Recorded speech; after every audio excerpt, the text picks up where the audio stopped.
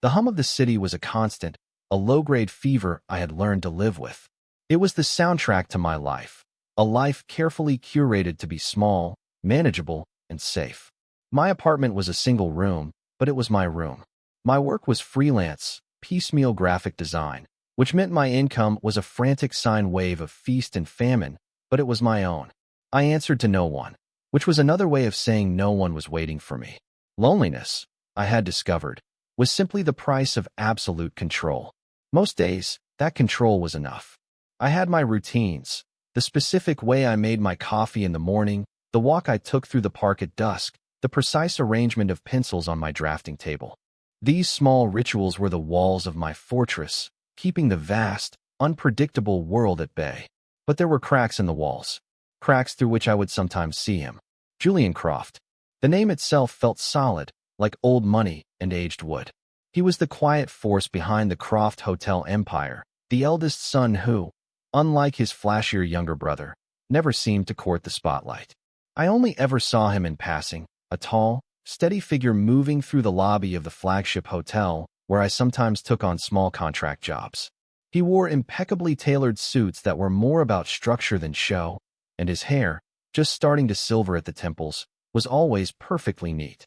He was a man who belonged. He walked through those opulent lobbies as if he were walking through his own living room, which, in a sense, he was. He had a way of observing everything without seeming to stare, a calm, assessing gaze that I found both intimidating and deeply compelling. I had a file on my computer, buried 3 folders deep, labeled Inspiration. It contained a single, low-resolution photograph from a trade magazine article. It was of him, caught in a moment of quiet thought, his head slightly bowed, the line of his jaw firm. I told myself I kept it for the lighting, the composition. It was a professional lie I was very good at believing. My yearning was a quiet, secret thing, a low hum beneath the louder hum of the city.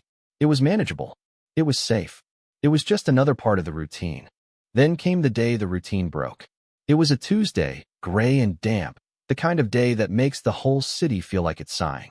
I was at the Croft Grand, delivering the final proofs for a new set of restaurant menus.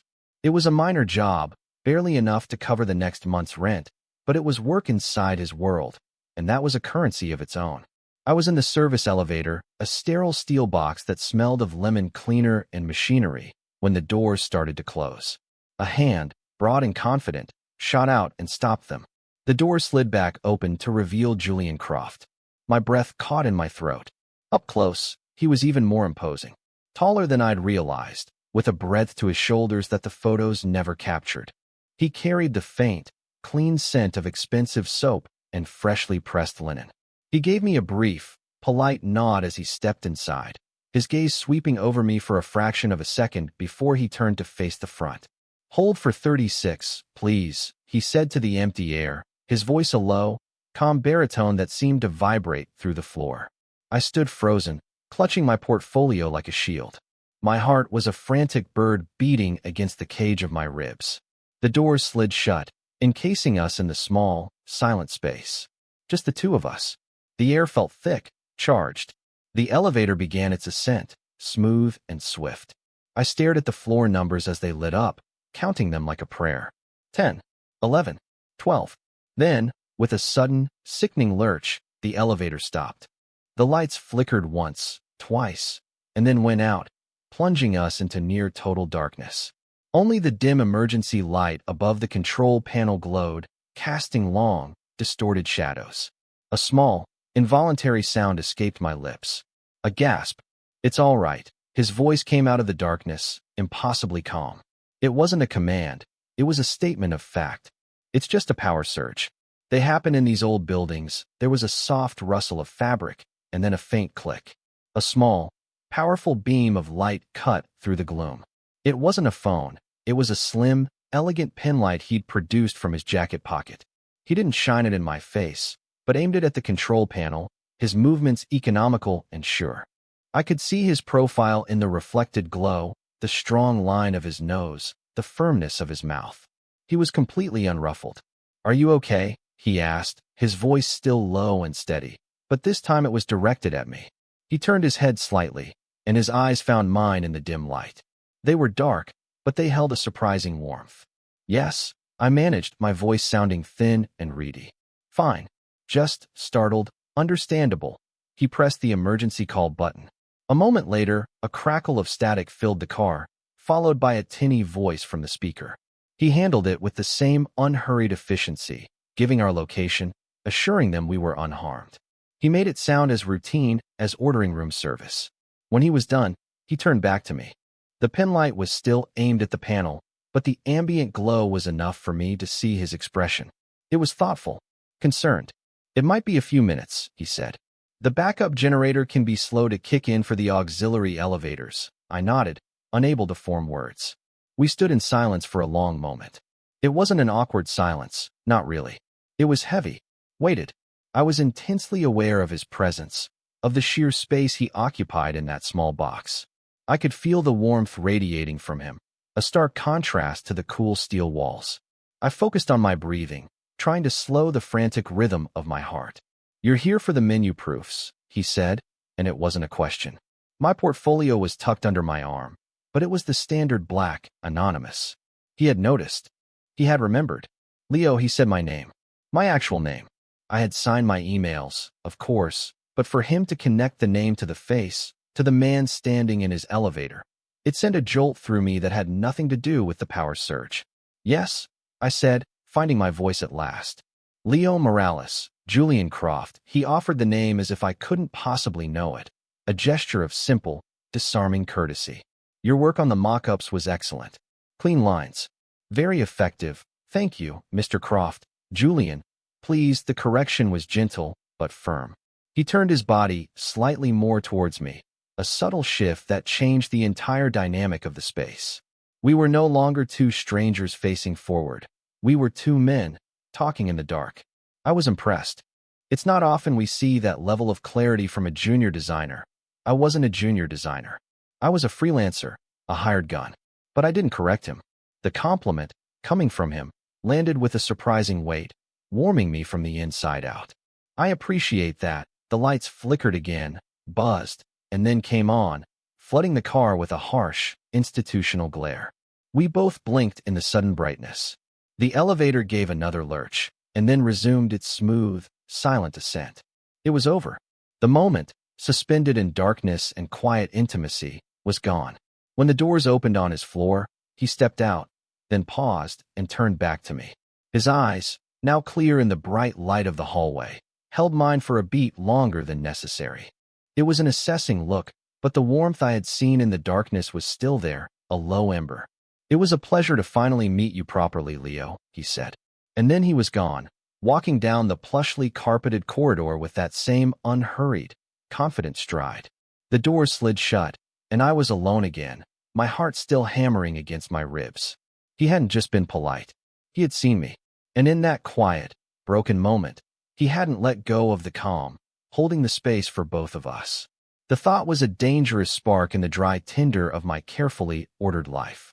For the next week, I tried to bury the memory of the elevator. I submerged myself in work, taking on a tedious project for a local dental clinic, designing brochures with offensively cheerful pictures of smiling families. I organized my tiny apartment, cleaned surfaces that were already clean, and went on longer, faster walks in the park. But his voice, low and steady in the dark, echoed in my mind. The memory of his calm presence was a phantom warmth against my skin.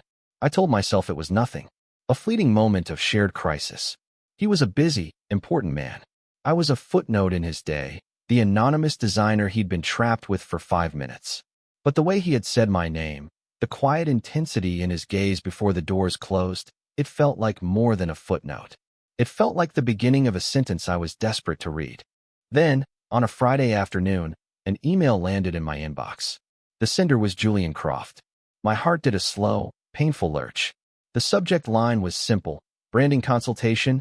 I opened it with trembling fingers. The email was brief and professional. He was overseeing the development of a new boutique hotel, the Croft Coda, and was looking for a fresh perspective on the initial branding concepts. He mentioned my clean aesthetic and wondered if I would be interested in a short-term, well-compensated consulting contract. It was a simple business proposal, but it felt like a door being held open, a door I was terrified to walk through. This was a test. Not from him, but from the universe. Stay in your fortress, Leo. Stay safe. The thought was a loud, panicked clang of an alarm bell. But underneath it was a quieter, more insistent whisper. What if you walk through? I spent the entire weekend drafting and redrafting my reply. I wanted to sound professional, capable, not at all like a man who had his picture saved on his computer. In the end, I wrote 3 simple sentences accepting the offer and asking for the preliminary materials. I hit send before I could lose my nerve. His reply came within the hour. He suggested I work on-site at the Croft Grand for the duration of the project, as the architectural models and material samples were all there. They would provide me with a temporary workspace. It would be more efficient, he wrote. I knew it was more than that. He was creating a reason for us to be in the same space again. He wasn't letting go. And the terrifying, exhilarating truth was, I didn't want him to. The workspace he provided was not some cubicle in a bustling office. It was a small, glass-walled conference room on the executive floor, just down the hall from his own office. It was quiet, isolated, with a sweeping view of the city that made my own apartment window seem like a postage stamp. From this perch, I had a clear, if discreet, view of the hallway. I could see the quiet rhythm of his day. I watched him. I told myself it was professional observation, a way to understand the Croft brand ethos. But it was more. I watched the way he interacted with his staff, his tone always even and respectful, a stark contrast to the harried barking I heard from other executives. I watched the way he would pause in the hallway to look at a piece of art on the wall, his expression thoughtful, his focus absolute. I saw the moments of quiet contemplation when he would stand at the window of his own office, hands clasped behind his back, staring out at the same city I was. He gave me complete autonomy. He had the preliminary branding guide, a thick binder full of corporate speak and soulless mood boards, delivered to my room on the first day. Take your time with it, he'd said, stopping by my door for a moment. I'm interested in your unfiltered thoughts. Tear it apart if you have to. He trusted my eye, my judgment. The feeling was so unfamiliar it was almost painful. For days, we existed in this state of quiet proximity. I would immerse myself in the project, sketching ideas, deconstructing the clumsy logos, and writing notes. He would be in meetings, on calls, a muted presence behind the frosted glass of his office. Our only interactions were brief and professional. He'd bring me a coffee in the morning, a silent offering left on the edge of my table. Thought you might need this, he'd murmur, and be gone before I could properly thank him. Sometimes, at the end of the day, he'd pause at my door. How is it coming, Leo? It's coming, I'd say. Good. A small, almost imperceptible smile would touch his lips. Don't stay too late. I analyzed these small gestures with the obsessive focus of a cryptographer. The coffee was just a courtesy, I told myself. The inquiry about my progress was standard professional oversight. But the way his gaze would linger, the quiet warmth that seemed to emanate from him, it felt like a private language I was only just beginning to learn. I found myself reading the pauses in his speech, the slight cant of his head when he was listening. I was charting the geography of a man I barely knew, and every discovery felt like a revelation. The power imbalance was a constant hum in the back of my mind. He was Julian Croft. He owned the building I was sitting in. He could buy my entire apartment block with the money in his wallet. I was a contractor, temporary and disposable. This awareness made me cautious, kept me from misinterpreting his kindness as something more. But it was a battle I was slowly losing. One afternoon, I was struggling with a color palette. The corporate guide suggested a gaudy combination of gold and burgundy that felt dated and heavy. I had been staring at the swatches for an hour, my frustration mounting. I pushed back from the table and went to the window, resting my forehead against the cool glass, watching the traffic flow like blood cells through the city's arteries below. The door opened softly behind me. I didn't turn, assuming it was a staff member collecting a tray. A difficult view to work against, it was Julian's voice, low and close. I straightened up, turning to face him. He was standing just inside the doorway, his jacket off, his shirt sleeves rolled up to his forearms. It was the first time I'd seen him so informally dressed. The sight was arresting. His arms were strong, with a light dusting of dark hair. The simple white shirt stretched taut across his chest. It's distracting, I admitted, my voice a little rough. He walked over to the table, his eyes scanning the mess of papers and color swatches I had spread out. He picked up the offending burgundy swatch, holding it between his thumb and forefinger. He looked at it for a long moment, his expression unreadable. "This is my father's choice," he said finally, his voice neutral. "He believes it conveys tradition. Stability, it conveys a steakhouse from 1985, I said, the words slipping out before I could stop them. I froze, horrified. I had just insulted the patriarch of the Croft Empire to his son. Julian didn't look angry. He looked amused. A genuine smile, the first I had ever seen from him, transformed his face, crinkling the corners of his eyes. The sight of it stole the air from my lungs. "Precisely," he said, the smile still lingering in his voice. He dropped the swatch back on the table as if it were contaminated. "That's why I hired you, Leo. I need a different language. One that speaks of quiet luxury, not digestive regret." I let out a shaky laugh. The tension in my shoulders eased. The gentle, shared humor was a bridge between us, spanning the chasm of our different worlds. It felt solid, real. He moved to stand beside me at the window, our shoulders almost touching. The faint scent of his soap, of him, wrapped around me. We stood in silence for a moment, watching the city together. "What do you see?" he asked quietly. I wasn't sure what he meant. I gestured vaguely at the skyline. "Buildings. Traffic." "The usual, no," he said, his gaze fixed on the horizon. "When you look at it, what color do you see? What feeling?" It was an artist's question, a designer's question. It was a question that saw me, the real me, beyond the role of a contractor. I thought about it, truly thought about it.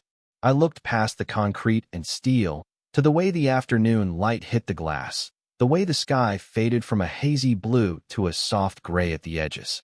"I see the color of the sky just before a storm," I said, my voice barely a whisper. "That deep, slate gray. It's calm, but it's full of energy. And maybe a flash of something bright, like copper. Something unexpected." He turned his head to look at me, and the intensity in his gaze was like a physical touch. He was so close I could see the flecks of gold in his dark brown eyes. His expression was serious now, the earlier amusement replaced by something deeper, something I couldn't name. "Slate, gray, and copper," he repeated softly, as if tasting the words. "Yes, I see that." His hand came up, and for a terrifying, exhilarating second, I thought he was going to touch my face. Instead, his fingers brushed against the sleeve of my shirt, a fleeting, whisper-like contact. It was nothing. It was everything. A jolt went through me, sharp and clean as a lightning strike. "Thank you, Leo," he said, his voice low and thick. He took a small step back, breaking the spell. The space between us felt cold now, empty. "You've given me a great deal to think about." He turned and left the room, leaving me with the ghost of his touch on my sleeve and the frantic, hopeful, terrified beating of my own heart. The hum of the city outside seemed to fade, replaced by a roaring in my ears. The fortress I had built around myself was crumbling, brick by brick, and I wasn't even trying to stop it. The week after the conversation at the window was a study in controlled tension. Julian kept a professional distance, but the nature of that distance had changed. Before, it had felt like the space between an executive and a contractor. Now, it felt deliberate, charged, like the air between two magnets held just far enough apart to resist their pull. He didn't bring me coffee anymore. Instead, he would find reasons to talk about the project, using it as a pretext to stand in the doorway of my glass office. He'd ask about a font choice or a layout, but his eyes would be on my face, his questions seeming to search for something more than just a professional opinion. I found myself curating my answers, wanting to sound intelligent, insightful, wanting to impress him in a way that had nothing to do with graphic design. The project was a living thing between us now, a shared language. We were building something together, not just a brand, but a delicate, unspoken understanding. I worked with a feverish intensity, fueled by his quiet belief in me. The slate gray and copper became my anchors. I built an entire visual identity around them, one of quiet elegance, modern but timeless. It was the best work I had ever done. One evening, I was packing up, preparing to leave. The sun had set, and the city was a glittering tapestry of lights outside the window. I had been so absorbed in my work that I hadn't realized how late it had gotten. Most of the executive floor was dark and silent. Julian appeared at my door, dressed not in a suit, but in dark trousers and a soft gray sweater. He looked younger, more approachable, tired. Still here? He asked, his voice soft in the quiet hallway. Just finishing up, I said, stacking my sketches into a neat pile. I ordered some food, he said, gesturing with his head down the hall toward his office. I thought you might be hungry. There's far too much for one person. It was an invitation, carefully phrased to be easily refused. It was not a command from a boss, but a question from a man. My heart hammered against my ribs. This was a line. Crossing it would change things. I heard myself say. Thank you. His office was larger than my entire apartment, but it didn't feel ostentatious. It was furnished with clean, modern lines, dark wood, and soft leather. One wall was a floor-to-ceiling bookshelf filled with books on architecture, history, and art. It was a space that felt lived in, personal. On a low table between two comfortable-looking armchairs were several white takeout containers, their savory aroma filling the room. I hope Ty is all right, he said, already opening the containers. It's perfect. We ate sitting in the armchairs, the city lights twinkling below us. There was no desk between us, no pretense of a meeting. The silence that fell as we began to eat was comfortable, companionable. It felt, strangely, like coming home. Tell me about where you grew up, Leo, he said after a few minutes, his tone relaxed and genuinely curious. I hesitated. I wasn't used to talking about myself. My past was a place I kept locked away. But looking at him, at the sincere interest in his eyes, I found myself wanting to give him the key. I told him about my small town in the Midwest, the endless cornfields, my early love for drawing, the feeling of being different, of never quite fitting in. I talked more than I had in years. He listened. He didn't interrupt, didn't offer platitudes. He just listened, his gaze steady and focused on me, making me feel like I was the only person in the world. When I finally trailed off, feeling exposed and a little breathless, he didn't press for more. It takes courage to leave a place like that, he said quietly. To build a life for yourself on your own terms. He understood. He saw the structure of my solitude not just as loneliness, but as a hard-won act of self-preservation. In that moment, the remaining walls around my heart didn't just crumble, they evaporated. What about you? I asked, emboldened. Was this always the plan? Taking over the empire? A shadow passed over his features, a fleeting glimpse of a deep weariness. Plans, for my family, are more like blueprints. Handed down whether you want them or not. He looked out the window, at the name Croft blazing in discreet white light from a building across the plaza. Sometimes I wonder what it would be like to build something from scratch. Something that was only mine. It was the first crack I had ever seen in his perfect, stoic facade. A moment of pure, unvarnished vulnerability. He was admitting to me, in this quiet, intimate space, that he, too, felt trapped sometimes. The revelation was staggering. It leveled the playing field between us in a way I could never have imagined. He wasn't just Julian Croft, the heir. He was Julian, a man with his own burdens, his own quiet yearnings. We talked for hours. About art, about books, about the city. The food grew cold, forgotten. The professional boundary between us dissolved, replaced by a thread of genuine human connection, strong and true. When I finally looked at the clock, it was past midnight. I should go, I said, though every part of me wanted to stay. He walked me to the elevator, the same one where we had first truly met. As we waited, the silence returned, but now it was filled with everything that had been said and everything that hadn't. The elevator arrived with a soft chime. I stepped inside, then turned to face him. He was standing in the doorway, his hands in his pockets, his expression unreadable once more. Thank you for dinner, I said. And for listening. Thank you for talking, he replied, his voice a low murmur. His eyes held mine, and the world seemed to narrow to the space between us. I could feel the pull again, stronger than ever, a silent gravity. I wanted to say something more, something real, but the words were stuck in my throat, tangled in a knot of fear and hope. The doors began to slide shut. Just before they closed, he spoke again, his voice so soft I almost missed it. Leo, I met his gaze. I'm glad you were in my elevator that day. The doors closed, and I was alone, falling through the heart of the building. My world irrevocably changed. He was no longer just a man I admired from afar.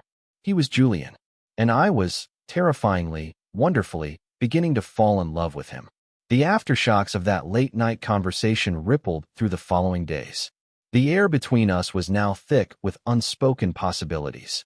The professional pretext of my work here was wearing thin, becoming transparent. We both knew something else was happening, something far more important than a branding strategy for a new hotel. My fear, however, was a stubborn and deeply rooted thing. The closer I felt to him, the more the chasm of our differences seemed to yawn before me. I started to notice the little things. The casual way he'd mention a weekend in Geneva. The easy authority with which he commanded a room full of powerful people. The casual deference everyone, from the doorman to the board members, showed him.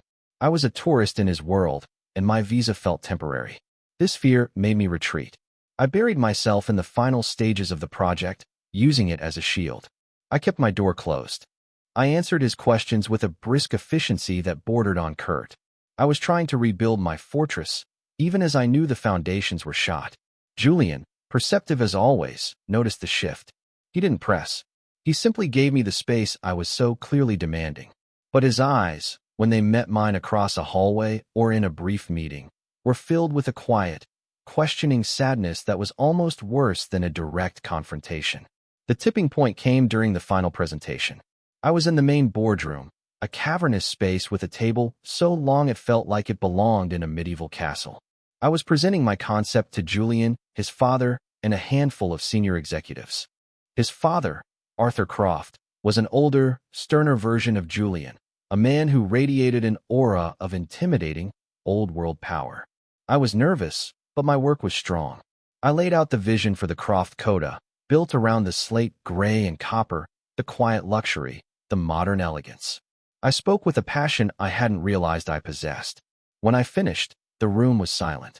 Arthur Croft leaned forward, his steepled fingers hiding his mouth. He looked from my presentation boards to me, his eyes cold and dismissive. "It's minimalist," he said, the word dripping with disdain. "It lacks gravitas. It lacks the Croft signature. Where's the gold? The sense of history?" One of the other executives, a slick man named Henderson who had been shooting me resentful looks all morning, chimed in. "With all due respect, Arthur, it looks a bit cheap. Like something a freelancer would cook up." He said the word freelancer like it was a contagion. My face burned. I felt small, insignificant, an imposter who had been found out. I opened my mouth to defend my work, but no words came. "That's enough, Mark." Julian's voice cut through the tension like a knife. It was quiet, but it carried an unmistakable edge of command. Every head at the table turned to him. He hadn't raised his voice, but the power in the room had shifted to him completely. He stood up, walking slowly to the front of the room to stand beside me. He didn't look at his father or Henderson. He looked at my work, at the boards I had poured my heart into. "This isn't cheap," he said, his voice resonating with a conviction that filled the entire room. "This is elegant. It's forward-thinking.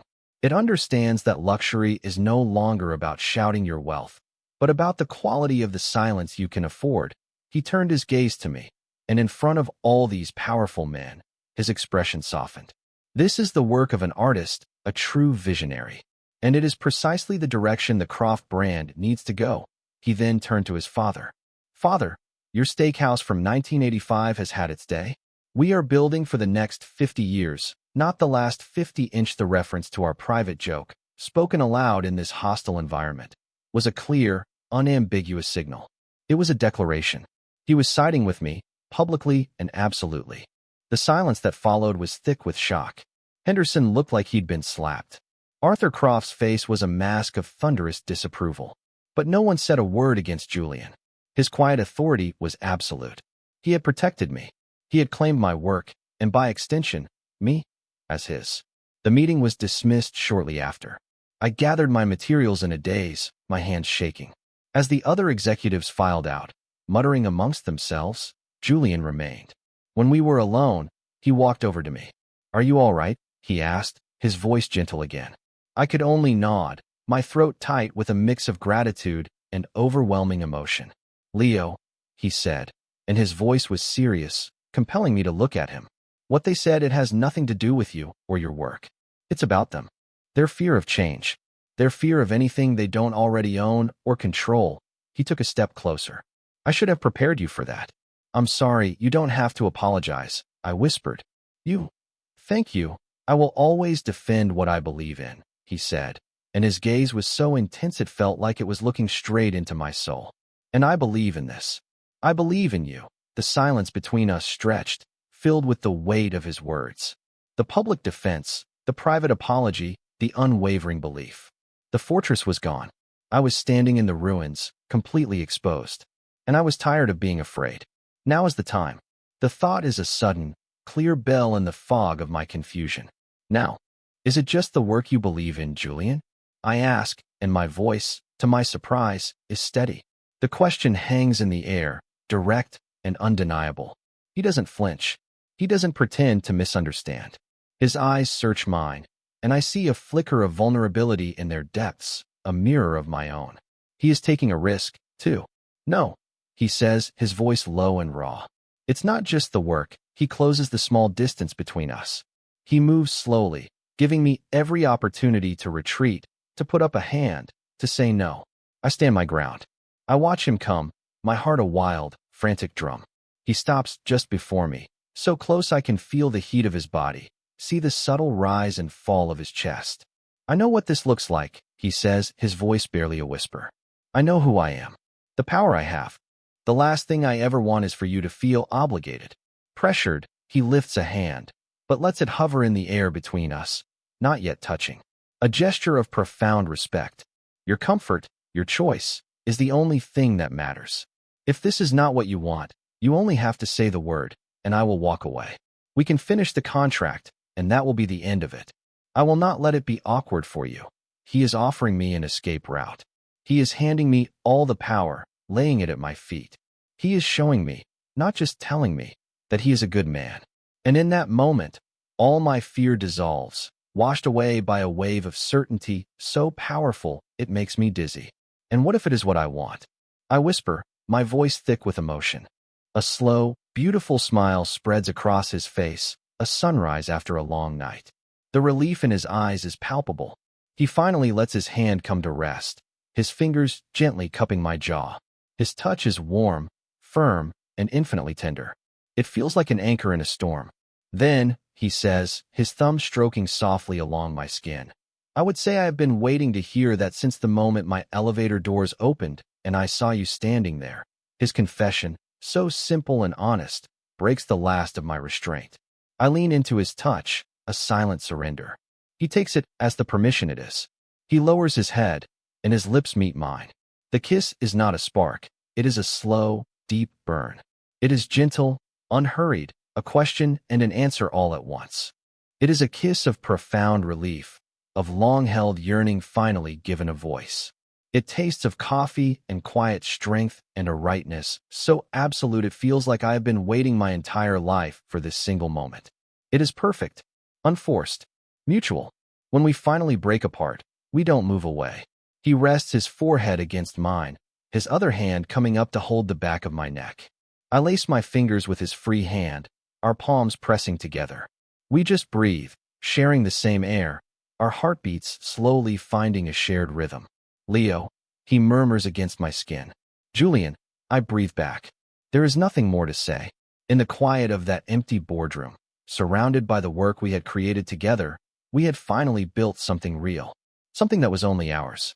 The next morning, I woke up in my own bed, but the world felt entirely new. The gray light filtering through my window seemed softer, the perpetual hum of the city less like a fever and more like a gentle pulse. The memory of Julian's kiss, the solid warmth of his hand in mine, was a vivid, tangible thing. I felt settled, grounded in a way I hadn't realized I was missing. But as the day wore on, a familiar chill of anxiety began to creep in at the edges of my newfound peace. The reality of our situation came crashing back. I replayed the scene in the boardroom, Julian's public defense of me, our private confession. What had felt so right and pure in the moment now felt complicated, fraught with peril. I went to the Croft Grand late in the morning, my stomach in knots. What now? How do we act? I saw him from a distance down the hall, deep in a serious conversation with two men in suits. He was back in his world, the powerful executive, the heir to the empire. He commanded the space with an effortless authority that made him seem a stranger again. The gulf between us felt immense, impassable. He glanced up, his eyes meeting mine for a fraction of a second, and gave me a brief, almost imperceptible nod before turning back to his conversation. My heart sank. The nod was professional, distant. Was he regretting it? Was this his way of putting me back in my box, re-establishing the lines I had so foolishly thought we had erased? The old fears came rushing back. I was a project, a dalliance, a temporary fixture in his life who had overstayed his welcome. I retreated to my glass-walled room, the beautiful view now feeling like a cage, and tried to lose myself in the final, tedious revisions to the branding guide. An hour later, there was a soft knock on my door. It was Julian. He stepped inside, closing the door quietly behind him. He looked at me, his expression serious, and my stomach plummeted. This was it. The letdown. "We need to talk," he said, his voice low. I braced myself, my hands clenching into fists under the table. Okay, he didn't sit down. He walked to the window, much as he had that first day, and looked out at the city for a long moment. "I saw the look on your face earlier in the hallway," he began, his back still to me. "And I imagine I know what you're thinking." He turned around, his eyes meeting mine. They were filled not with distance or regret, but with a deep, unwavering sincerity. "What happened between us yesterday was real, Leo. And it was more important to me than any business deal or boardroom argument. I need you to know that the relief that washed over me was so intense it almost made me weak." "Then why?" "Because I am also a coward," he said with a wry, self-deprecating smile. "Because I don't know how to do this. I don't know how to navigate the line between Julian Croft, the CEO, and Julian, the man who is very interested in his branding consultant." He ran a hand through his hair, a gesture of frustration that seemed utterly genuine. "I don't want to hide you, but I don't want to put you on display, either. The way Henderson and my father looked at you, I won't have you subjected to that. Your safety, your comfort, comes first." Always, he was not pushing me away. He was trying to protect me. He was worried about the optics, not because of his reputation, but because of the impact on me. He was thinking of me first. The depth of his consideration was a revelation. "I want to do this right," he continued, walking over to my table. He crouched down so we were at eye level, a gesture that completely dismantled the power dynamic between us. "So I have a proposal. Your contract is officially finished as of today. Your final invoice will be paid, with a significant bonus for exceptional work. Professionally, we are done." He reached out and took my hand, his thumb stroking over my knuckles. His touch was a steady, reassuring warmth. "Personally," he said, his voice dropping to a more intimate register, "I would like to take you to dinner tonight. Away from this building. Away from my name on the wall. Just as two men who want to get to know each other better. No expectations. No pressure. Just a real first date." He was giving me my independence back. He was drawing a clear, clean line between the professional and the personal, ensuring I was never in a position of owing him anything. He was making sure our foundation was built on mutual choice, not obligation. Tears pricked my eyes. "I would like that very much," I said, my voice thick. His smile reached his eyes, warm and full of relief. "Good." He squeezed my hand once, then stood up. "I'll text you the details. We're whatever you want. Be yourself." He left, and I sat there for a long time, his warmth still lingering on my skin. He wasn't just a good man. He was a rare one. And I was, for the first time in a very long time, completely and utterly hopeful. That evening, we met at a small, unassuming Italian restaurant downtown, a place with checkered tablecloths and candles and old wine bottles. It was a world away from the opulent dining rooms of the Croft Grand. It was normal, and it was perfect. Seeing him there, waiting for me at a small table in the corner, dressed in dark jeans and a simple, well-fitting shirt, he looked like a different person. He looked like Julian. Just Julian. The weight of his family name seemed to have lifted from his shoulders. He stood when I approached, a small, genuine smile on his face. The date was easy. We talked for hours, the conversation flowing as naturally as the cheap red wine. We didn't talk about work or branding or his family. We talked about movies we loved, places we wanted to travel, childhood memories. I told him about my ridiculous fear of pigeons. He told me about his secret, terrible talent for karaoke. We laughed. A lot. I saw a side of him I never could have imagined. Playful, witty, and surprisingly goofy. As he walked me home through the quiet city streets, a comfortable silence settled between us. He stopped me under a streetlight just a block from my apartment building. "I had a really good time tonight, Leo," he said, his voice sincere.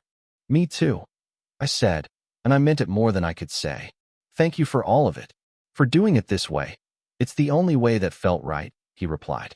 He reached out, not to kiss me, but to gently tuck a stray strand of hair behind my ear. The gesture was incredibly intimate, more so than 100 kisses might have been. It was a gesture of simple, uncomplicated care. "Can I see you again?" "Yes," I said, without a moment's hesitation. "Please." We started slowly, carefully. We built our relationship away from the glass towers and boardrooms. We went to museums, explored hole-in-the-wall bookshops, took long walks in the park. We learned the rhythms of each other's lives. I learned that he liked his coffee black, that he hummed off-key when he was concentrating, that he had a deep and abiding love for old black-and-white films. He learned that I was a worrier, that I had a surprisingly sarcastic sense of humor, and that I felt most at peace when I was drawing. He never once used his wealth to impress me. Instead, he used it to create space for us. He rented out a small cinema so we could watch Casablanca on the big screen without interruption. He arranged for a private tour of a museum exhibit after hours because he knew I hated crowds. These were grand gestures, but they were never about the money. They were about his deep, intuitive understanding of me, of what would make me feel comfortable and seen. He used his resources not to create obligation, but to create safety. One rainy Saturday, he took me to his apartment for the first time. I had been nervous, expecting the same kind of corporate opulence as his office. But his home, a sprawling penthouse with breathtaking views, was warm and inviting. It was filled with books and art, not as decoration, but as cherished objects. It was a home, not a showroom. We spent the day curled up on his ridiculously comfortable sofa, a soft cashmere blanket thrown over our legs, listening to the rain patter against the windows. He had put on a record, some quiet, melancholic jazz. I rested my head on his shoulder, and he wrapped his arm around me, holding me close. It felt like the most natural thing in the world. "You know," I said quietly, tracing the pattern on the blanket with my finger, "I spent so long being afraid of you." Of all this, I gestured vaguely at the beautiful room, the city spread out below us. He was silent for a moment, his fingers gently stroking my arm. "I was afraid too," he admitted, his voice a low rumble in his chest. "I was afraid you would only ever see this," he squeezed my shoulder gently, "and that you would never see me." I lifted my head and looked at him. The love I felt for this man, this quiet, steady, thoughtful man, was so immense it felt like it might break me open. "I see you, Julian," I whispered. "I see you." He leaned in and kissed me, a slow, deep kiss that was full of a quiet, settled intimacy. It was a kiss that said, "You are home." A few weeks later, we faced our first real test. The Croft Corporation was hosting its annual charity gala, a massive, high-profile event. Julian asked me to be his date, not as a secret, but openly, publicly. "You don't have to," he said, his expression earnest. "There will be cameras, reporters. My father will be there. We can just not go," but I knew it was important. It was a step we needed to take. "I want to go," I said, my voice firm. "With you." Walking into that ballroom on his arm was one of the most terrifying things I had ever done. The room was a glittering sea of wealth and power. I felt the stares, heard the whispers. I saw Mark Henderson sneer from across the room. I saw Arthur Croft's face harden into a mask of cold disapproval as he watched us approach. But Julian's hand was a warm, steady presence on the small of my back. He didn't let go. He leaned down and whispered in my ear, "Just look at me. No one else matters." And I did. I focused on his calm, reassuring eyes, on the small, private smile he gave only to me. We navigated the room as a team, a silent, united front. When his father approached, his expression stormy, Julian simply met his gaze, unafraid.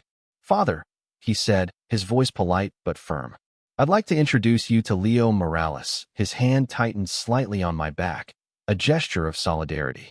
"My partner." The word hung in the air, clear and undeniable. It was a declaration, a line drawn in the sand. Arthur Croft looked from his son to me, his jaw tight. He gave a curt, dismissive nod and turned away without a word. The rejection was a physical blow, but it didn't hurt as much as I thought it would. Because Julian didn't flinch. He just turned back to me, his eyes full of a fierce, protective love. "Well," he said, a hint of humor in his voice. "That went about as well as expected. Shall we get a drink?" In that moment, I knew we would be okay. His family, his world, the weight of his name, they were all just context. They were not the story. We were the story. The gala was the last hurdle. After that night, something settled between us for good. The questions were answered, the fears quieted. We had faced the worst of it and had come out the other side, stronger and more certain than before. We began to build a life together, a quiet, ordinary life that was extraordinary in its simple happiness. I kept my small apartment, my own space, a symbol of the independence he so carefully protected. But I spent more nights at his place than my own. His home began to feel like my home. I left a toothbrush in his bathroom, a book on his nightstand. He bought my favorite kind of coffee. Small, domestic acts of love that felt more significant than any grand gesture. One Sunday morning, I woke up in his bed to the smell of coffee brewing. The sun was streaming through the massive windows, bathing the room in a warm, golden light. I found him in the kitchen, humming that same off-key tune, wearing a pair of old gray sweatpants and a faded t-shirt. He smiled when he saw me, a soft, sleepy smile that was just for me. "Morning," he said, handing me a mug. I took it, our fingers brushing. The simple touch still sent a spark through me. I leaned against the counter, watching him move around the kitchen, cracking eggs into a bowl, his movements efficient and familiar. The space, which had once felt so intimidating, now felt like the safest place in the world. We ate breakfast on his balcony, the city spread out before us, quiet and peaceful in the early morning light. We didn't talk much. We didn't need to. The silence between us was full and companionable, a language all its own. I looked at him, at this incredible man who had walked into my life and quietly, patiently, taken down all my walls. He had seen me when I was invisible. He had believed in me when I didn't believe in myself. He had used his power not to control, but to protect. He had shown me that the difference in our worlds didn't have to be a chasm, but could simply be a landscape we navigated together. He must have felt my gaze, because he turned to me, a questioning look in his warm, brown eyes. "What is it?" I smiled, a real, genuine smile that came from a place of deep, settled joy. "Nothing," I said. "Everything." He reached across the small table and took my hand, his thumb stroking the back of it. His touch was the same as it had been from the very beginning, steady, warm, and sure. He didn't have to say anything. I knew what the gesture meant. It meant, "I'm here." It meant, "I'm not letting go." And I knew, with a certainty that reached down to the very core of my being, that I wasn't letting go either. The quiet foundation had been laid, the long-locked door had been opened, and we were finally, simply, home.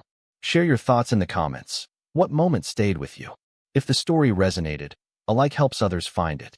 Subscribe for more slow burn male/male love stories told with warmth and care.